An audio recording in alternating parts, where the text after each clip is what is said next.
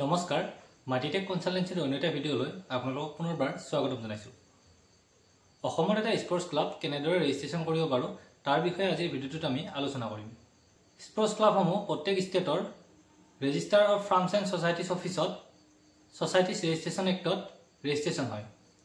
অসমৰ sports club এটা ৰেজিষ্ট্ৰেশ্যনৰ বাবে কি কি ডকুমেণ্টছৰ প্ৰয়োজন পোনপ্ৰথমে মই স্ক্ৰীনত সেই ডকুমেণ্টছৰ লিষ্টটো আপোনালোকক দেখুৱাই দিছোঁ।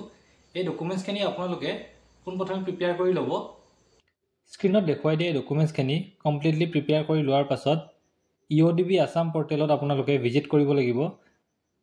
আপোনালোকে আপোনালোকৰ কম্পিউটাৰ বা লেপটপৰ যিকোনো এটা ব্ৰাউজাৰত গৈ www.eodb.assam.gov.in এই URLটো চাৰ্চ কৰিলে EODB আসামৰ এই ৱেবছাইটটোত ৰিডাইৰেক্ট হৈ যাব।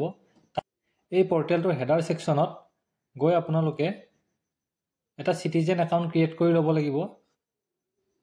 তাৰ পাছত আপোনালোকে UBIN চাৰ্টিফিকেট বা UBIN নাম্বাৰৰ বাবে কমন এপ্লিকেশ্যন ফৰ্ম ফিল কৰিব লাগিব। আৰু কমন এপ্লিকেশ্যন ফৰ্ম ফিল কৰাৰ পাছত আপোনালোকে UBIN নাম্বাৰ লাভ কৰিব। আৰু UBIN নাম্বাৰ লাভ কৰাৰ পাছত আপোনালোকে ৰেজিষ্ট্ৰেশ্যন ফৰ্ম ফিল কৰিব পাৰিব। চ' ৰেজিষ্ট্ৰেশ্যন ফৰ্ম ফিল কৰি আপোনালোকে তাতে বিচৰা ডকুমেণ্টছখিনি আপলোড কৰি দিব। আৰু শেষত এটা গভৰ্ণমেণ্ট ফিজ পে' কৰিব লাগিব। সেই গভৰ্ণমেণ্ট ফিজটো পে' কৰি জেনেৰেট হোৱা একনলেজমেণ্ট পেজটো আপোনালোকে ডাউনলোড কৰি ল'ব। আৰু তাত থকা এপ্লিকেশ্যন ৰেফাৰেঞ্চ নাম্বাৰটো সহায়ত আপোনালোকে আপোনালোকৰ ৰেজিষ্ট্ৰেশ্যনৰ ষ্টেটাছটো চেক কৰিব পাৰিব। আমাৰ কনচালটেন্সি মাইটিটেক সলিউশ্যন এণ্ড ছাৰ্ভিচেছেও অল অভাৰ আসামত বেচৰকাৰী সংস্থাৰ ৰেজিষ্ট্ৰেশ্যন ৰেনুৱেল ডকুমেণ্টেশ্যনৰ কমপ্লিট ছাৰ্ভিচ প্ৰভাইড কৰে। আপুনি আপোনাৰ ক্লাবটো আমাৰ কনচালটেন্সিৰ সৈতে জড়িত হৈও ৰেজিষ্ট্ৰেশ্যন কৰিব পাৰিব।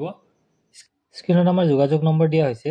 ৰেজিষ্ট্ৰেশ্যন ৰেনুৱেল আৰু ডকুমেণ্টেশ্যন ৰিলেটেড যিকোনো ধৰণৰ কুৱেৰিৰ বাবে আজিয়ে আমাক যোগাযোগ কৰক।